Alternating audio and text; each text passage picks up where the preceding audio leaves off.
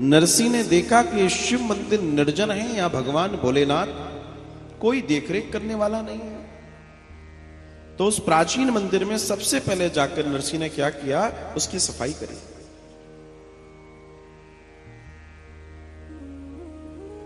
सैकड़ों अर्चन, सैकड़ों पूजाओं से बड़ी होती है मंदिर की सफाई का पुण्य। सफाई करी, उसके बाद बड़ी दिव्यता से पास से कहीं से जल लाकर भगवान को जलाभिषेक किया, और उनके प्रति ऐसी प्रीति आई कि फिर उन्होंने ऐसे भगवान को पकड़ा, नरसिंह ने ऐसे। और आप जानकर आश्चर्य करेंगे, 8 दिन तक नरसिंह ऐसे ही भगवान को पकड़कर बने रहे, पड़े रहे। 8 दिन पर्यंत, 8 दिन रात, न भूख न प्यास न शौच, कुछ नहीं। भगवान के लिंगम को पकड़कर ऐसे ही लिपटे लिपटाए नरसिंह पड़े रहे महाराज। 8 दिन के बाद एक बड़ी घटना घटती है, और वह घटना थी कि पकड़ा तो शिव को था, लेकिन शिव अकेले कैसे कृपा करें। भगवान महादेव और महादेवी दोनों प्रकट हो गए। देखिए, महादेव और महादेवी दोनों प्रकट हैं, और साक्षात भगवान महादेव महादेवी ने जब दर्शन दिए तो बड़े आनंद से भर गया। अरे आनंद ऐश्वर्य बरस गया। तो भगवान महादेव महादेवी जब सामने खड़े हैं तो भगवान शिव कहते हैं, नरसिंह मांगो क्या चाहिए। नरसिंह कहते हैं, जो मांगूंगा दोगे प्रभु। हाँ हाँ देंगे, बोलो क्या चाहिए। नरसिंह कहते हैं कि मैंने सुना है भगवान श्री कृष्ण राधा जी के साथ निधिवन में प्रतिदिन महारास करते हैं, और उस महारास में आप जैसों का प्रवेश है महाराज। तो मैं उस महारास को देखना चाहता हूं। जी हां, मैं उस महाराज को देखना चाहता हूं। नरसिंह कह रहे हैं भगवान महादेव से। महादेव कहते हैं, तुमसे हमने कहा कुछ मांगो, तुमने मांग लिया, तो निश्चित हम तुम्हें जो तुमने मांगा है देंगे।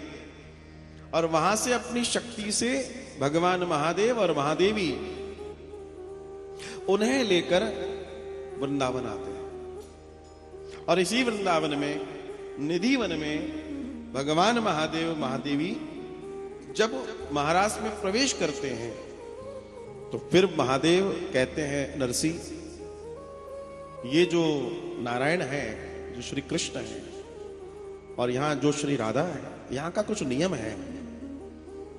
बिना आज्ञा तो मैं तुम्हें अंदर नहीं ले जा सकता, लेकिन तुमने कहा था मुझे दर्शन करने हैं, तो तुम द्वारपाल बन के तुम्हें मैं खड़ा करवा देता हूं, तो तुम्हारे दोनों कार्य हो जाएंगे। तो भगवान महादेव ने नरसिंह को मशाल पकड़ाई थी कि तुम इसको पकड़कर खड़े हो जाओ, और देखना थोड़ी देर में तुम्हें भगवान श्री कृष्ण और श्री राधा जी के दर्शन होंगे। और वैसा ही हुआ।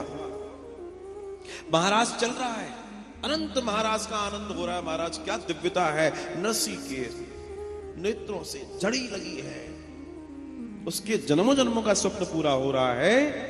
महाराज चलता रहा, कुछ देर के बाद मांस के जलने की गंध आई, मांस के जलने की गंध। और जो मांस के जलने की गंध आई, श्री राधा जी ने सबसे पहले इस गंध को लिया। बोला गंध कहां से आई। देखा तो दूर दरवाजे पर एक दरबान खड़ा है जिसका हाथ जल रहा है। इतना खो गए नरसिंह कि मशाल जल चुकी है, अब हाथ जल रहा है, और सामने ठाकुर जी का इतना दिव्य दर्शन है कि उसे पता नहीं पड़ रहा है। सोचिए, ईश्वर से प्रेम का दर्शन देखिए। और कहते हैं उसके बाद दौड़ी दौड़ी श्री राधा जी, श्री कृष्ण, महादेव महादेवी सब आए। भगवान ने उस पर दिव्य दृष्टि की, वो तो स्वस्थ हो गया। भगवान कहते हैं, बोलो नरसिंह तुम्हें क्या चाहिए। नरसिंह कहता है, प्रभु जो मुझे चाहिए था वो मुझे मिल गया, अब मुझे क्या जरूरत है। भगवान कहते हैं, चलो मैं अपनी तरफ से तुम्हें कुछ देता हूं। भगवान ने नरसिंह को एक पग दी। 3 चीजें दी थी भगवान ने नरसिंह को। एक तो दी थी पग, पगड़ी।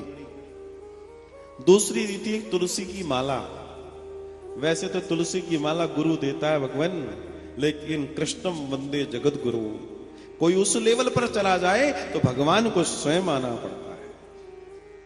और तीसरा, क्योंकि वो निरंतर भजन करते थे, तीसरा भगवान ने अपने हृदय से उसको एक सुर दिया, एक राग दिया, जिसे कहते हैं संगीत में केदार। केदार राग जो होता है, भगवान श्री कृष्ण ने नरसी को दिया था महाराज। और नरसी से कहा कि तुम खूब आनंद करो, लेकिन मैं तुम्हें कुछ और देना चाहता हूं। नरसी ने कहा क्या? बोला मैं तुम्हें इतना धन देना चाहता हूं कि 12 पीढ़ियों तक खत्म न हो। नरसी ने कहा हमें नहीं चाहिए। और उसके बाद महादेव महादेवी के साथ जब विदा होती है, वापस उसी मंदिर पर आए तो बड़े बड़े बर्तनों में अशर्फियां बड़ी पड़ी थी, जो वास्तव में 12 पीढ़ियों तक चल सकती थी। इतने ढेर लगे थे धन के। और कहते हैं नरसी ने पूरे नगर में दूर दूर तक ये डंका पिटवा दिया, जिसको धन चाहिए आके ले जाओ, क्योंकि साधु को तो फिर मामला गड़बड़ हो जाएगा। तो एक समय इनके पास ये स्थिति भी आई थी। आप हमारे संतवाणी चैनल को सब्सक्राइब करें, वीडियो को लाइक करें, शेयर करें और हाँ, बेल आइकन पर क्लिक करना बिल्कुल ना भूलें, ताकि हमारी किसी भी वीडियो की सूचना सबसे पहले आपको मिले।